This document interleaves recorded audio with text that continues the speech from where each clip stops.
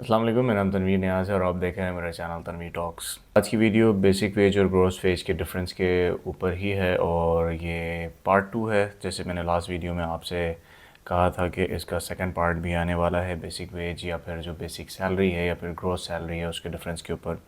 I hope कि आपने मेरी पहली वीडियो देखी होगी जिसके अंदर मैंने ये डिफ़ाइन किया है कि बेसिक सैलरी और ग्रॉस सैलरी है क्या। और इस वीडियो में ख़ासकर मैं कुछ लॉ के रेफरेंसेस और क्या इसके पीछे लॉजिक्स हैं उसको डिफ़ाइन करूँगा और आपकी जो कन्फ्यूजन है वो क्लियर करूँगा। सबसे इम्पॉर्टेंट चीज़ ये समझना कि वेजेस है क्या। तो उसकी कुछ डेफिनेशंस मैं आपके लिए अभी स्क्रीन पे शो करूँगा और आपको दिखाऊँगा भी और आप को लॉ का रेफरेंसेस भी बताऊँगा कि कहाँ पर ये चीज़ मेंशन है और कैसे आप इन चीज़ों को समझ सकते हैं और देख सकते हैं इनको जाकर। अच्छा, ये क्लैरिफिकेशन मैं क्यों कर रहा हूँ, बेसिकली क्या वजूहात हैं इसके पीछे वजूहात ये हैं कि मैं एक जनरल एग्जांपल दूँ। अक्सर मेरे पास क्वेश्चन आता है, ये आता है कि प्रोविडेंट फ़ंड का जो अमाउंट है वो 65% डिडक्ट करते हैं और उसकी जो पेमेंट होती है वर्कर्स को या फिर उनका जो फ़ंड में कंट्रीब्यूशन है वो part of salary basic salary consider करते हैं और 65% पे कैलकुलेट कर रहे होते हैं। इसी तरह से बहुत सारी जगहों पर ओवर टाइम या फिर दूसरी चीज़ें भी कैलकुलेट की जा रही होती हैं, 65% पे अलाउंसेस को हटा दिया जाता है। तो इस चीज़ को थोड़ा क्लियर करने की ज़रूरत है कि बेसिक सैलरी और ये ग्रॉस सैलरी के क्या मामलात हैं। स्क्रीन के ऊपर आपको ये कुछ वर्डिंग्स नज़र आ रही होंगी। ये बेसिकली एक डेफिनेशन है, दो तीन डेफिनेशंस मैं आपके साथ शेयर करूँगा वेजेस की। ये बेसिकली मिनिमम वेज एक्ट की डेफिनेशन है जिसके अंदर मेंशन है कि minimum wage means minimum rate of wages announce declared adopted और notified by government from time to time which shall include. Shall का मतलब है कि मैंडेटरी, इंक्लूड होना ही होना है the basic pay and statutory allowances, that is to say cost of living allowance, dearness allowance and ad hoc relief।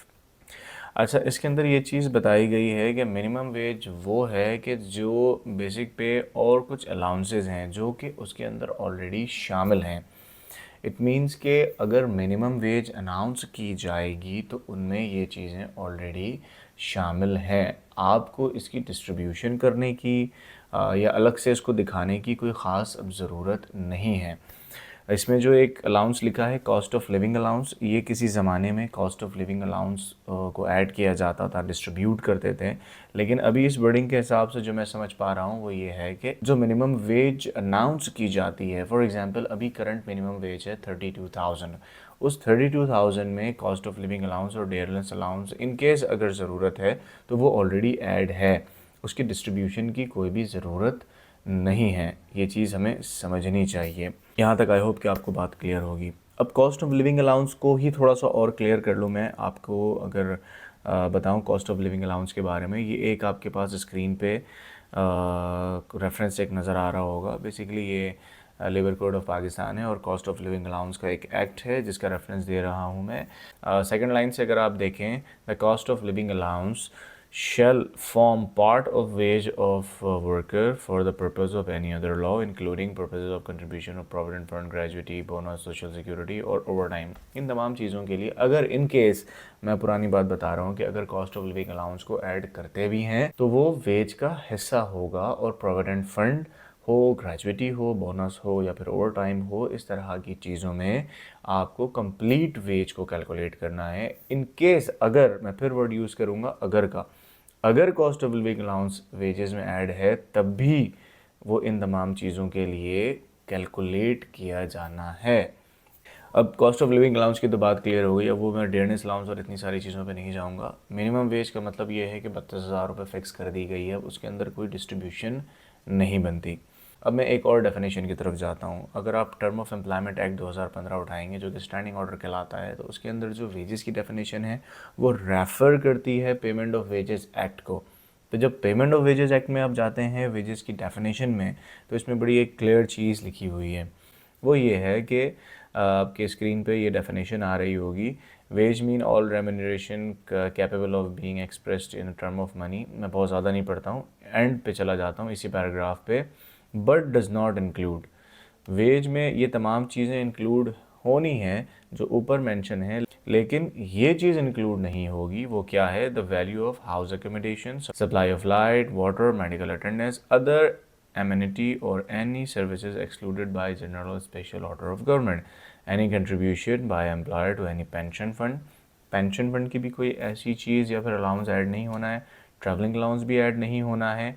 इसके अलावा sum of paid to defray special expenses, कोई स्पेशल एक्सपेंसेस आप दे रहे हैं नेचर ऑफ एम्प्लॉयमेंट के, तो वो भी नहीं है।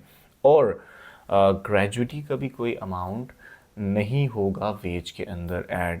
एक लॉ मैं देख रहा था, एक ग्रेजुटी की लेबर लॉज की बुक है, उसके अंदर ये चीज़ मेंशन थी कि शायद ये केस 1994 का है, फैसला दिया गया था सुप्रीम कोर्ट में। उसमें ये हुआ था कि एक बंदे ने अपनी ग्रेजुटी डिमांड की होगी कंपनी से, उसने उसके अलाउंसेस को डिडक्ट करने के बाद उसकी ग्रेजुटी पे की, उसने फिर लेबर कोर्ट में जाकर इसको चैलेंज किया और फिर फाइनली जो डिसीजन आया सुप्रीम कोर्ट की तरफ से वो ये आया कि कोई भी अलाउंसेस जो कि परमानेंटली दिए जाते हैं विदाउट एनी कंडीशन के, वो आपके वेज का हिस्सा होंगे। अगर हम वो कोला, हाउस रेंट या कोई भी अदर अलाउंसेस जो कि आप देते हैं सैलरी डिस्ट्रीब्यूशन में, या बेसिक सैलरी की कैलकुलेशन करते हैं, या किसी भी तरह से वेजेस को या फिर सैलरीज ऑफ एम्प्लॉय को डिस्ट्रीब्यूट करते हैं, तो वो डिस्ट्रीब्यूशन जो आप कंटिन्यूसली पे कर रहे हैं, जिसमें कोई भी अलाउंस हो किसी भी नाम से, अगर आप वो कंटिन्यूसली पे कर रहे हैं without any condition every month, तो वो पार्ट ऑफ वेज या फिर पार्ट ऑफ सैलरी है।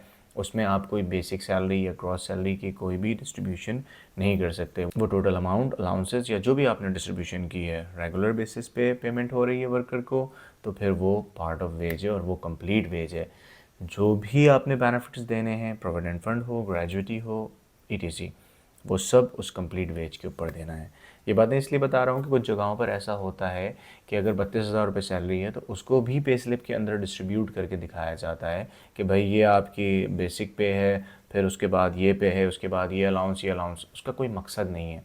फिर आप प्रोविडेंट फंड में कम पेमेंट देते हो, फिर आप हो सकता है कहीं ओवर टाइम पे काट लेते हो या कोई और बेनिफिट देना चाहते हो तो वहाँ पर उड़ा देते हो। तो ये हमें अपनी अंडरस्टैंडिंग को बेहतर करना होगा, और अगर जो प्रैक्टिसेस ऐसी ख़राब हुई हुई हैं उन प्रैक्टिसेस को सही करना होगा। अगर मैं अभी करंट स्टेटस की बात करूँ तो कोई बेसिक सैलरी का ऐसा कोई वजूद नहीं है, और अगर है भी और उसके साथ आप कोई अलाउंसेस ऐड करते हैं तो वो अलाउंसेस आपके परमानेंट नेचर के कंसीडर होंगे और वो वेज का हिस्सा कंसीडर किए जाएंगे, चाहे कोई भी आप बेनिफिट पे करें, provident fund, gratuity, over time, etc, वो आपने साथ कैलकुलेट करना है, आप उसको डिस्ट्रीब्यूट नहीं कर सकते।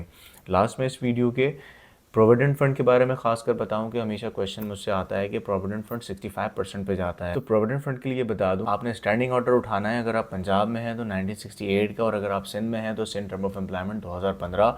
उसके अंदर बहुत ही क्लियरली ये चीज़ मेंशन है कि जो ग्रेजुटी का अमाउंट है वही प्रोविडेंट फंड का अमाउंट होगा, और वो एक वेज के बराबर है। एक वेज, कंप्लीट वेज, उसमें कोई 65% या फिर 68% इस तरह की कोई भी चीज़ मेंशन नहीं है। तो उम्मीद करूँगा कि जो एचआर प्रोफेशनल्स हैं, कंपनसेशन बेनिफिट प्रोफेशनल्स हैं, एम्प्लॉयर्स हैं, या फिर जो भी लोग इस फील्ड में काम कर रहे हैं, काइंडली अपनी कैलकुलेशंस को बेहतर करने की कोशिश करें। और अगर बेसिक सैलरी के हवाले से जिसके ऊपर आप कैलकुलेट करते हैं 65% या 68%, उसका कोई ऑथेंटिक रेफरेंस है तो काइंडली मेरे साथ शेयर कीजिएगा और मेरे भी नॉलेज में इजाफा कीजिएगा। उसके ऊपर भी मैं फिर वीडियो बनाने की पूरी कोशिश करूँगा इंशाल्लाह। अगर मज़ीद कुछ और चीज़ जानना चाहते हैं और समझना चाहते हैं तो काइंडली मेरे चैनल को लाइक करें, सब्सक्राइब करें। Thank you so much. एक और नई वीडियो के साथ हाज़िर होऊंगा। अल्लाह हाफ़िज़।